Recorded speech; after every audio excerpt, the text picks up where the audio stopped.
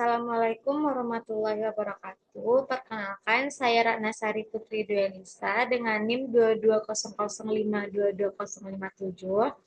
Sini saya akan mempresentasikan mengenai analisis regresi sederhana, regresi berganda, dan juga uji klasik menggunakan aplikasi Stata. Baiklah, yang pertama yaitu kita masuk ke analisis regresi sederhana. Yang pertama, kita memasukkan data untuk mempermudahkan kita masukkan data terlebih dahulu ke Excel, lalu kita copy dari Excel untuk dipaste ke aplikasi Stata. Lalu di Stata kita yang pertama itu pilih data editor, lalu kita Ctrl V, nah pilih variable names. Maka data yang tadi muncul. Lalu pada variabel jumlah penduduk, kita tukar menjadi variabel Y karena untuk membantu kita nanti di common-nya. Laju pertumbuhan penduduk kita ganti dengan variabel X1. Lalu kita kembali ke aplikasi Stata. Di mana perlu ngetik regress, spasi Y, spasi X, lalu enter. Maka keluarlah data regresi sederhananya. Yang pertama yaitu number of ops-nya atau nilai observasinya yaitu data yang kita input sebanyak 34. Selanjutnya yaitu ada nilai signifikan F-nya, mana nilai ini kecil dari 0,05 sehingga variabel independennya, variabel laju pertumbuhan penduduknya, signifikan terhadap variabel dependennya atau variabel jumlah penduduknya. Selanjutnya yaitu R square bernilai 0,1261 yang dimana penduduk atau variabel X menjelaskan variabel Y atau variabel jumlah penduduk sebesar 0,1261 dan sisanya dijelaskan oleh variabel lain. Selanjutnya yaitu adjust R square senilai 0,0987 yang dimana menunjukkan bahwa koefisien determinasinya menjelaskan variabel jumlah penduduk atau 87 dan sisanya dijelaskan oleh variabel lain. Selanjutnya yaitu standar error atau root NSE sebesar 11.110, di mana hal ini menjelaskan prediksi modal memiliki tingkat kesalahan tinggi karena nilainya lebih dari 1. Setelah itu kita dapat persamaan regresi sederhananya yaitu Y sama dengan 24.355,12 dan nilai B-nya yaitu minus 12.632,22. Sehingga persamaan regresi sederhananya Y sama dengan 24.355,12 dikurang 12.632,22X. Dimana dari persamaan di atas kita mendedikasikan hubungan negatif karena semakin tinggi laju pertumbuhan penduduk, maka tidak berpengaruh terhadap jumlah penduduk. Oke, selanjutnya yaitu yang kedua kita masuk ke analisis regresi meng-copy paste data yang bakal kita input ke Stata. Kita copy paste, Ctrl C, lalu pindah ke aplikasi Stata yang kedua, yaitu kita sama seperti tadi pilih data editor, lalu kita Ctrl V atau paste, pilih variable names. Variabel jumlah penduduk kita ganti dengan variabel Y, laju pertumbuhan penduduk kita ganti dengan variabel X, ganti dengan X2. Lalu enter. Kita kembali ke Stata. Lalu sama seperti yang analisis regresi sederhana, buat hasil dari regresinya kita perlu ngetik regress spasi Y spasi X spasi X2. Dan itu harus disesuaikan dengan variabel yang kita bikin. Nah, maka hasil regresinya muncul seperti berikut. Pertama yaitu number of ops, di mana ini merupakan data yang bakal diobservasi sebanyak 34, dan yang kedua yaitu R square, di mana bernilai 0,1337, yang artinya pengaruh variabel laju pertumbuhan penduduk atau variabel X dan jelaskan variabel jumlah penduduk sebesar 0,1337 dan sisanya dijelaskan oleh variabel lain. Selanjutnya yaitu adjust R square bernilai 0,0778, di mana hal ini menunjukkan bahwa koefisien determinasi menjelaskan bahwa variabel jumlah penduduk atau variabel Y sebesar 0,0778 dan sisanya dijelaskan oleh variabel lain.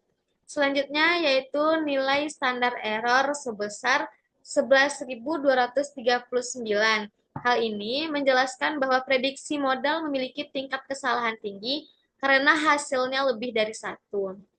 Lalu kita masuk ke uji F, di mana nilai F yang dihasilkan adalah sebesar 2,39, sedangkan nilai signifikan dari nilai F yaitu sebesar 0,1081, di mana nilai ini dianggap lebih besar dari 0,05, maka kita dapat menyimpulkan bahwa modal regresi berganda ini tidak layak atau tidak berpengaruh atau tidak signifikan untuk digunakan karena variabel independennya, variabel laju pertumbuhan penduduk, dan variabel kepadatan penduduknya tidak mempengaruhi variabel dependen atau variabel jumlah penduduk. Lalu buat uji T-nya, nilai B1-nya yaitu sebesar minus 14.904,66, atau ini juga disebut dengan nilai variabel untuk laju pertumbuhan penduduk per tahun, di mana menghasilkan p-value-nya 0,052. Sedangkan untuk kepadatan penduduk, yaitu sebesar minus 0,460488 yang menghasilkan nilai p-value-nya 0,605, yang dimana nilai tersebut lebih besar dari 0,05 dan menunjukkan bahwa variabel independennya tidak berpengaruh terhadap variabel dependen. Sama seperti ini, yang buat yang laju pertumbuhan penduduk tadi nilainya minus 14,904,66 dan nilai p-value-nya 0,052, di mana nilai ini lebih besar dari 0,05 sehingga menunjukkan variabel independennya tidak berpengaruh terhadap variabel dependen. Lalu yang nilai B0-nya atau nilai uji T untuk jumlah penduduknya sebesar 27.594,6 dan menghasilkan p-value-nya 0,09, di mana nilai tersebut kecil dari 0,05 dan menunjukkan bahwa variabel independennya berpengaruh atau signifikan terhadap variabel dependennya. Sehingga didapatkan persamaannya yaitu Y sama dengan 27.594,57 dikurang 14.904,66X dikurang dengan 0,460488X2, di mana berdasarkan persamaan di atas, kita dapat menyimpulkan bahwa hubungannya negatif karena semakin tinggi laju pertumbuhan penduduk dan kepadatan penduduk, maka tidak berpengaruh terhadap jumlah penduduk.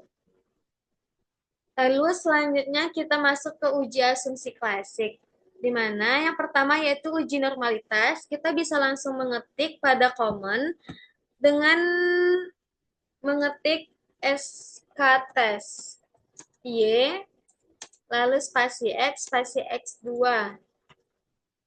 Lalu kita enter, maka dapatlah hasil dari SK test-nya, di mana berdasarkan pada data di atas, untuk uji normalitas, laju pertumbuhan penduduknya sebesar 0,0317, dan ini merupakan nilainya kecil dari 0,05, maka laju pertumbuhan penduduk tidak berdistribusi secara normal. Sama halnya dengan kepadatan penduduk, juga dianggap tidak berdistribusi secara normal karena nilainya sebesar 0,000, dan itu merupakan kecil dari 0,05. Selanjutnya yaitu uji multikolinearitas, di mana kita bisa memasukkan atau mengetik VIF lalu enter, maka keluarlah hasilnya sebagai berikut. di mana berdasarkan berdasarkan pada data yang ada, dapat diketahui nilai PIP laju pertumbuhan penduduknya dihasilkan sebesar 1,53 dan itu kurang dari 10 dan nilai 1 per PIP-nya sebesar 0,52188 dan nilai tersebut kecil dari 0,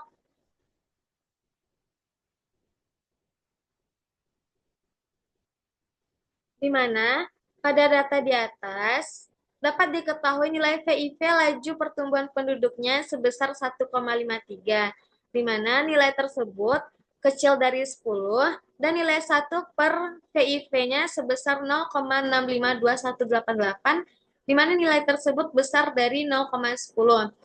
Hal ini menunjukkan bahwa tidak ada masalah multikolinearitas yang signifikan. Begitu juga dengan variabel kepadatan penduduk dengan jumlah VIP dan 1 per VIP yang sama dengan laju pertumbuhan penduduk tadi. Selanjutnya yaitu kita masuk ke uji heteroskedastisitas, di mana kita bisa mengetik langsung head test, lalu enter, maka keluarlah hasil dari nilai probability chi-square-nya yaitu sebesar 0,00003, di mana nilai ini kecil dari 0,05 yang menunjukkan bahwa data H0-nya diterima dan data hipotesis alternatifnya ditolak. Artinya ada masalah pada uji heteroskedastisitasnya.